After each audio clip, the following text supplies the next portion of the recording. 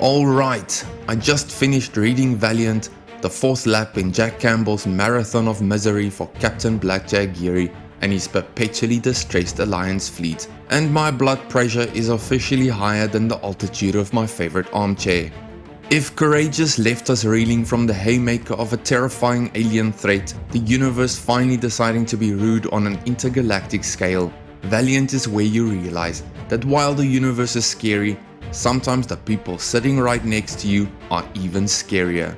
It's like being hunted by a shark and then realizing your life raft has sprung a leak and the person sitting opposite you is the one holding the pin. Campbell has, once again, slammed the acceleration pedal to the floor, but this time he steered the entire ship into a political minefield. The big, immediately jarring plot point is Geary's decision to essentially commit strategic suicide by turning the battered fleet around and heading back to the Lakota Star System. This is the place where the Alliance forces previously got their butts handed to them on a platter the size of a small moon. As a reader, I had the same reaction as his officers.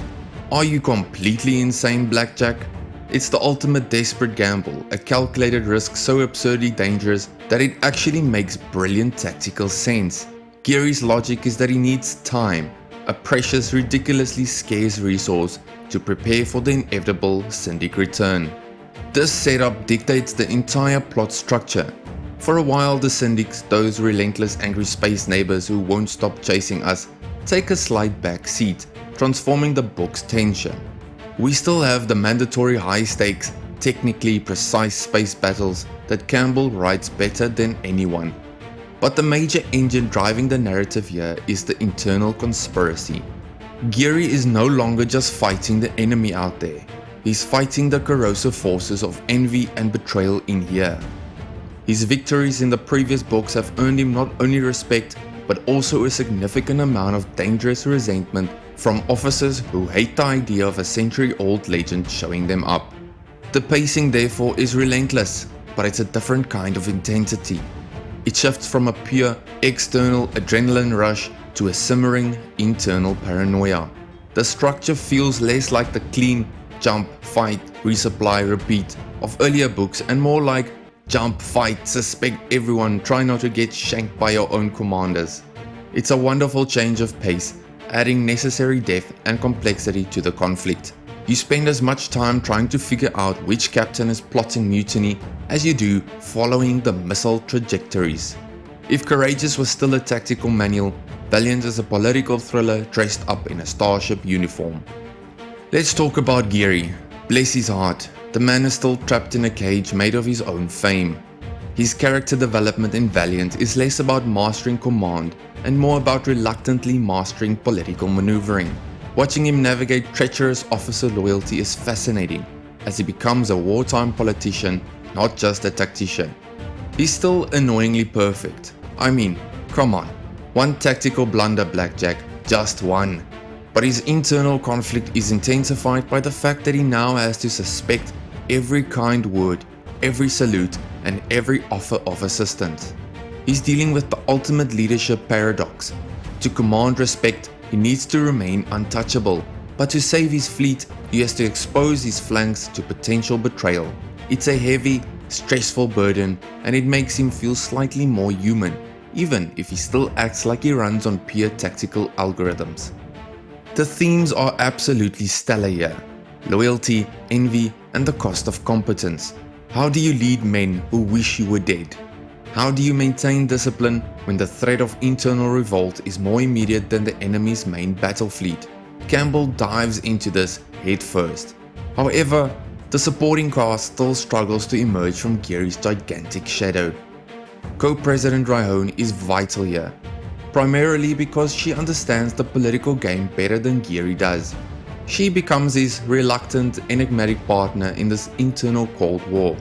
She's functional and necessary, but like Desjani and the rest of the command staff, they often feel like very smart, highly placed pieces on Geary's chessboard, rather than independent people with full emotional lives. Their dialogue is still crisp, military and efficient. It's the language of people who haven't had a proper sleep cycle in 4 books, which is great for pacing, but you won't find any deep, lingering emotional exchanges here. it's all about the mission. The writing style remains firmly in the clean and functional camp. Campbell's writing is the equivalent of a highly reliable German sedan. It gets you where you need to go quickly, efficiently, and with no unnecessary visual flair. Valiant is unpretentious, designed to convey complex tactical ideas without getting bogged down in purple descriptions. This is a strength, but yes, the repetition of certain phrases and internal monologues like Geary agonizing over his own legend, the familiar descriptions of ship maneuvers is still present. It's a comfortable familiarity, but sometimes you just wish the captain would think about literally anything other than the burden of being a myth for 5 minutes. And speaking of comforting, yet absurd familiarity, guess what? The futuristic pirate cannonballs are back. I'm talking of course about Campbell's inexplicably beloved 17th century naval weaponry in a universe of relativistic starships. It never fails to make me laugh. Here we are, dealing with threats that can wipe out humanity, flying ships that warp space, and yet the primary secondary weapons still feel like they were salvaged from a sunken galleon. The sheer, glorious, physics-defying absurdity of these grape-shot cannons is a recurring, baffling quirk that I've decided to embrace. It's the eccentric family member that makes the whole reunion interesting. I've accepted it. It's just how they fight in this corner of the galaxy. The setting and the mood are the stars of the show in Valiant. We are still deep in the Syndic nightmare, but the tone has shifted from external fear to internal paranoia. The atmosphere is thick with suspicion. Every shadow hides a potential assassin, and every command decision is a test of loyalty. The setting of returning to the Lakota system, a place associated with catastrophic failure, adds a layer of historical dread that's genuinely unsettling. You feel the weariness, the shortages, and the claustrophobia of a fleet that has been running on empty for too long.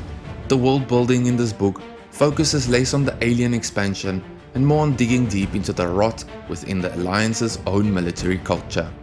It explores how fear, envy, and the stress of war turn allies into enemies. It's a fantastic exploration of how a military culture, once broken, is impossibly hard to fix. So, let's land this thing and decide if the stress was worth the page count. Is Valiant worthy? Absolutely. This book is a crucial entry because it wisely shifts the focus from the external, seemingly endless war with the Syndics to the much more insidious and fascinating internal struggle. By forcing Geary to navigate a conspiracy and grapple with the betrayal of his own officers, Campbell adds necessary depth to his characters and, more importantly, to the overarching themes of the series. The pacing remains high tension, the writing is efficient, and the return to the Lakota system provides a brilliant, high-stakes backdrop. It might be slightly less explosive than courageous, but it replaces that pure adrenaline with the slow, sickening burn of paranoia, which is far more engaging in the long run. If you are deeply invested in Geary's impossible position as a mythical leader, and you appreciate military sci-fi that prioritizes strategy and the ethical weight of command over simple laser blasts, then this book is mandatory reading. It proves that the most dangerous enemy is often the one you salute every morning. Now, if you'll excuse me, thanks to the Alliance fleet, I need to go see a therapist about my trust issues.